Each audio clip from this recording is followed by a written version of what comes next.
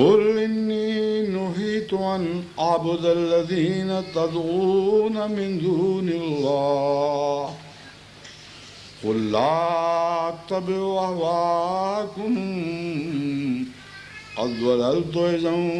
وما أنا من المهتدين.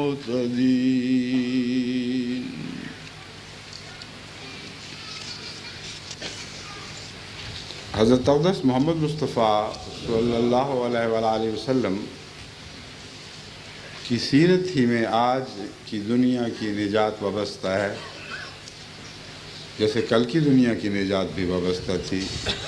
جیسے کل کی دنیا کی نجات بھی وابستہ ہوگی۔ حضرت اقدس محمد مصطفیٰ صلی اللہ علیہ وآلہ وسلم کے نور کے ساتھ جو صبح طلوع ہوئی وہ ایک دائمی صبح تھی اور دائمی صبح رہے گی۔ اسی کا ذکر حضرت اقدس مسیح موعود علیہ السلام کی عربی قصیدے میں آپ نے سنا۔ بس جب ہم دنیا کو توحید باری تعالیٰ کی طرف بلاتے ہیں اور دعوت اللہ کے پیغام لے کر قریہ قریہ گھومتے ہیں تو یاد رکھیں ہماری آواز میں برکت پیدا نہیں ہو سکتی جب تک حضرت اقدس محمد رسول اللہ کی سیرت کے نمونے ساتھ لے کر نہ چلیں۔ دلوں کی فتح حضرت اقدس محمد رسول اللہ کی سیرت سے وابستہ ہو چکی ہے، اس لیے کہ آپ میں نور خدا جھلک رہا تھا،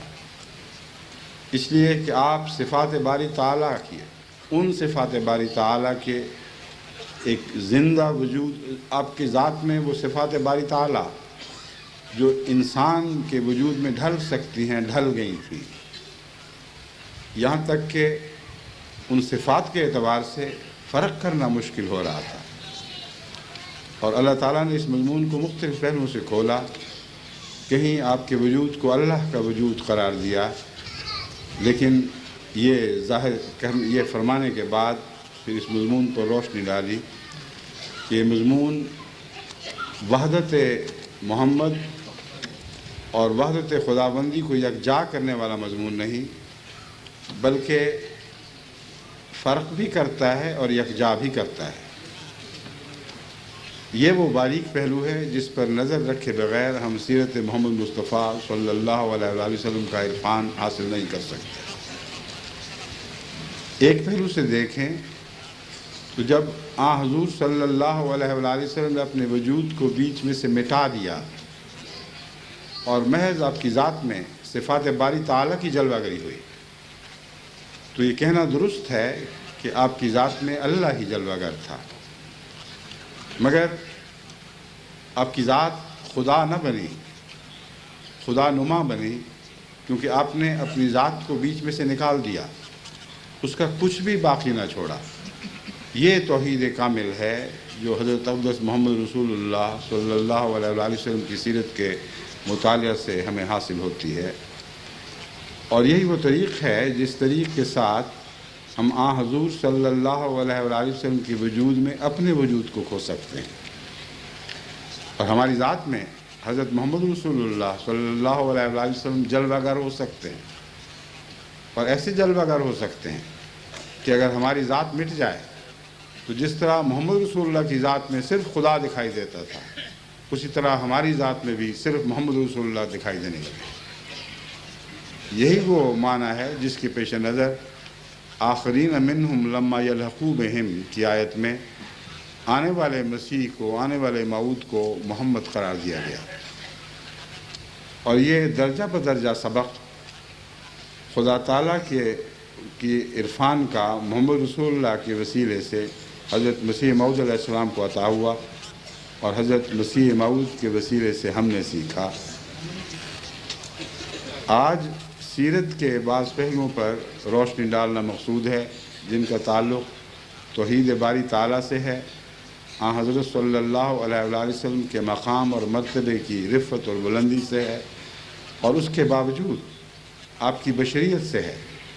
کس طرح آپ رفتوں میں کھوئے نہیں گئے بلکہ رفتیں حاصل کر کے واپس لوٹے ہیں، اور رفتیں چھوڑ کر واپس نہیں لوٹے، رفتیں لے کر واپس لوٹے ہیں۔ یہ وہ مضمون ہے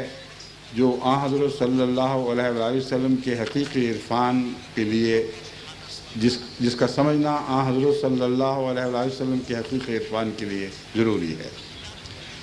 بس جب ہم آن حضرت صلی اللہ علیہ وآلہ وسلم کی سمت سفر کرتے ہیں تو یہ سفر حضور صلی اللہ علیہ وآلہ وسلم کے وسیلے سے خدا کی جانب ہے، اور جب یہ سفر اپنی اس تکمیل کو پہنچے جو تکمیل ہمارے دائرہ قدرت میں ہے، تو اس تکمیل کے بعد ہمیں لازماً بنی نوع انسان کی طرف واپس لوٹنا ہوگا۔ گویا ایک وہ دور ہے جو مخفی دور ہے اور ایک وہ دور ہے جو ظاہر دور ہے۔ یہ دونوں باتیں ہمیں آن حضور صلی اللہ علیہ وآلہ وسلم کی سیرت پر غور کرنے سے نصیب ہوتی ہیں۔ پہلے نبوت کا وہ دور ہے جو دنیا کی نظر سے اوجھل اور مخفی دور تھا۔ اس دور کے متعلق اللہ تعالیٰ نے فرمایا وَوَجَدَكَ ضَالًّا فَهَدَىٰ، اے محمد ہم نے تجھے گمگشتہ پایا۔ گمگشتہ کس بات میں؟ تلاش حق، راہ حق سے ہٹ کر گمگشتہ پایا یا حق کی تلاش میں گمگشتہ پایا؟ یہ وہ دوسرا معنی ہے جن معنوں میں آن حضور صلی اللہ علیہ وآلہ وسلم کو ضالن قرار دیا گیا، اور گمراہی کے معنی کا کوئی دور کا بھی تعلق اس آیت کریمہ سے نہیں ہے۔ جہاں ضالن گمراہی کے معنوں میں استعمال ہوتا ہے وہ وہی آیت ہے جس کی میں نے پہلے تلاوت کی تھی۔ اللہ تعالیٰ فرماتا ہے قُلْ إِنِّي نُهِيتُ أَنْ أَعْبُدَ الَّذِينَ تَدْعُونَ مِن دُونِ اللَّهِ، اعلان کر دے، کہہ دے کہ مجھے منع فرما دیا گیا ہے کہ میں ان لوگوں کی عبادت کروں جن کو تم خدا کے سوا، اللہ کے سوا پکارتے ہو، جو بھی وہ ہیں الذین، جو بھی ان کی حیثیت یا حقیقت ہے، مجھے منع فرما دیا گیا ہے کہ میں ان کی عبادت کروں۔ قُلْ لَا أَتَّبِعُ أَهْوَاءَكُمْ، اور وہ ہیں کون چیز؟ وہ تمہاری خواہشات ہیں، ان کے سوا ان کی کوئی حقیقت نہیں۔ معبودان باطلہ کو انسان کی خواہشات قرار دے دینا، یہ معبودان باطلہ کی حقیقت کو ظاہر کرنے کے لیے ایک بہت ہی عمدہ بیان ہے۔ کوئی جھوٹا معبود انسان کی خواہش کے بغیر بنتا نہیں، اور خواہش ہی ہے جو بتوں کو تعمیر کیا کرتی ہے، اور بالآخر اپنی ہی خواہشات ہیں جن کی انسان خود عبادت کرنے لگتا ہے۔ بس شرک کا انسانی خواہش سے ایک گہرا رابطہ ہے۔ بس جہاں یہ فرمایا کہ مجھے منع فرما دیا گیا ہے کہ ان چیزوں کی عبادت کروں جنہیں تم پکارتے ہو اللہ کے سوا،